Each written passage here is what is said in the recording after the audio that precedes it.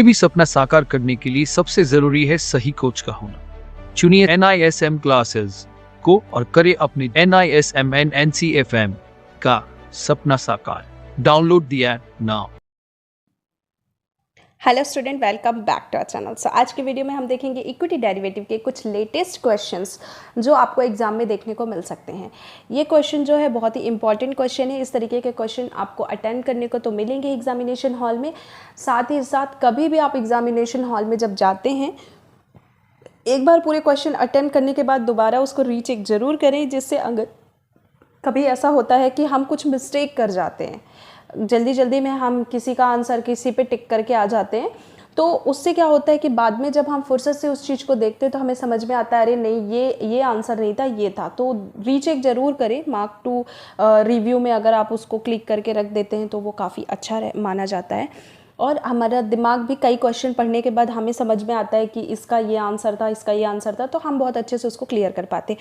साथ ही साथ अगर आप क्लासेस ज्वाइन करना चाहते हो तो आप क्लासेस ज्वाइन कर सकते हो, जो कि हम NISM और NCFM के सारे कोर्सेज प्रोवाइड कराते हैं, जो कि मल्टीपल लैंग्वेजेस में देते हैं, और शॉर्ट टाइम में भी हम एग्ज़ाम निकाल के देते हैं, जो कि फर्स्ट गारंटी में प्रोवाइड कराते हैं।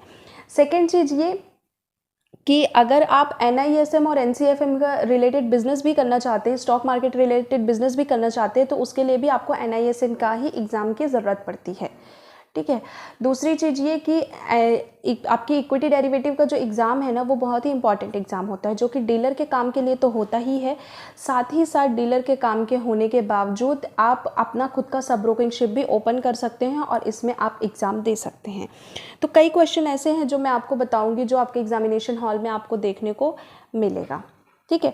क्लासेस में हम स्टडी मटेरियल वगैरह खुद प्रोवाइड कराते हैं सारे लेटेस्ट, तो आपको कुछ भी अलग से परचेस करने की ज़रूरत नहीं है। ओनली आप क्लासेस अटेंड कर सकते हो। वहाँ पे आपको व्हाट्सएप नंबर दिया गया है, व्हाट्सएप नंबर पे आप जाइए और वहाँ से आप हमें डायरेक्ट पिंग कर सकते हैं। अगर आप व्हाट्सएप यूज़ नहीं करते तो आप टेलीग्राम, इंस्टाग्राम पे भी मैसेज कर सकते हैं, और आप हमें डायरेक्ट कॉल भी कर सकते हैं। डायरेक्ट कॉल करके भी आप इन्फॉर्मेशन हमसे गेन कर सकते हैं।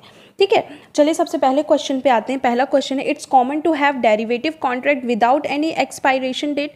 ये तो पढ़ने के बाद ही कोई भी बच्चा भी होगा, अगर इसको थोड़ा बहुत डेरिवेटिव का नॉलेज होगा तो वो भी इस चीज़ को समझ जाएगा कि डेरिवेटिव कॉन्ट्रैक्ट जो होते हैं जिसमें हमारे फ्यूचर एंड ऑप्शन आता है, तो जो फ्यूचर एंड ऑप्शन है वो बिना एक्सपायरी के तो काम होता नहीं है, और एक्सपायरी कब होती है? लास्ट थर्सडे को। और कभी भी अगर लास्ट थर्सडे की एक्सपायरी जो है, अगर उसमें आपकी छुट्टियां लगी हुई हैं या बैंकिंग हॉलीडेज़ हैं या फिर गवर्नमेंट हॉलीडेज़ हैं, तो प्रीवियस डेज को माना जाता है उसका एक्सपायरी डेट, मतलब कि बुधवार को माना जाएगा।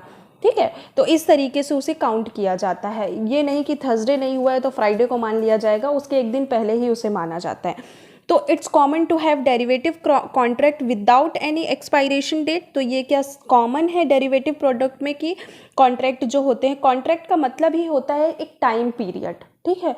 तो टाइम पीरियड किस चीज़ का होता है? एट अ टाइम हम 3 मंथ्स के कॉन्ट्रैक्ट इसमें देखते हैं, जैसे कि अभी मार्च चल रहा है तो आप मार्च, अप्रैल और मई देख सकते हो, और जैसे ही मार्च ख़त्म होगा तो फिर अप्रैल, मई और जून देख सकते हो।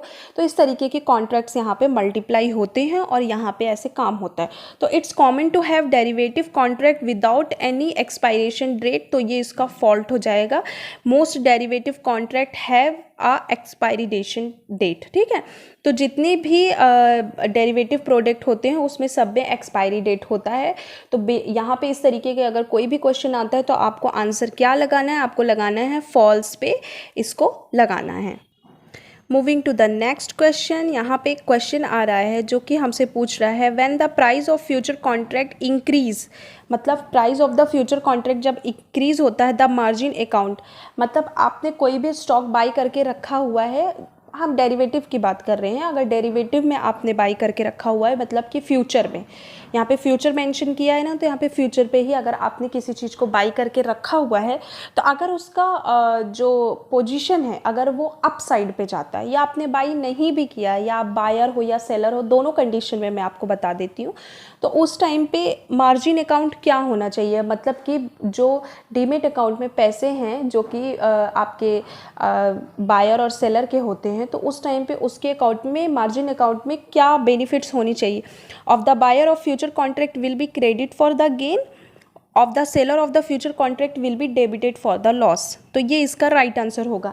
जब भी किसी ने बाई किया होगा उस कॉन्ट्रैक्ट को, फ्यूचर को बाई किया होगा, तो जैसे ही उसका प्राइस अप साइड जाता है, मतलब अभी 200 चल रहा है और अचानक से वो 205 आ जाता है, तो उसके पास क्या होता है, क्रेडिट हो जाता है। मतलब बैंक में क्रेडिट होता है ना, तो बड़ा अच्छा दिखता है बैंक में जब का मैसेज आता है अपने पास में कि हाँ ये आपको इतना पैसा क्रेडिट हुआ है, तो बड़ा अच्छा लगता है ना वो चीज़ देखने में। तो इसी तरीके से बायर को भी बहुत अच्छा लगता है जब उसके अकाउंट में क्रेडिट होता है कि भाई आपने तो इतने प्रॉफिट किए हैं, जो कि 5 पॉइंट का है, 15 पॉइंट का है या 100 पॉइंट का है, उसका आपने प्रॉफिट किया हुआ है। इसी तरीके से सेलर के अकाउंट पे क्या होगा, जिसने सेल की पोजीशन बनाई, मतलब जो सोच रहा है कि मार्केट गिरेगा पर अचानक से मार्केट बढ़ जाता है, वो सोचता है 200 पे मैंने सेल करके रखा हुआ है, मार्केट जाएगा 198, 195 या फिर वो सोच रहा है 190, और सडन ऐसा होता है कि मार्केट जो होता है वो आपका चला जाता है 205 तक।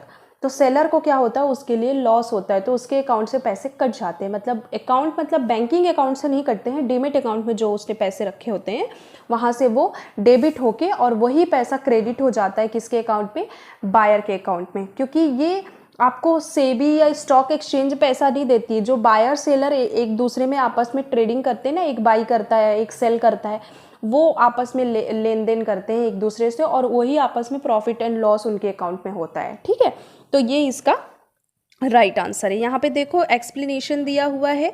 एक्सप्लेनेशन है the buyer of the future will be have a national gain and so his margin account will be credited for the national gain amount. The seller of future will have a national loss if the price rises, his margin account will be debited for the national loss amount. ठीक है, तो ये इसका right answer होता है। अगर इस तरीके के कोई भी क्वेश्चन आते हैं तो लॉजिकली आपको सोचना है कि उस टाइम पे अगर वो ऐसा, अगर दूसरों को समझ में नहीं आता तो अपने आप को वहाँ पे पुट करो, पेपर पेन भी आपको दिया जाता है, वहाँ पे कैलकुलेट करके सारी चीज़ें बनाओ, तो काफ़ी अच्छे से क्लियर होगा।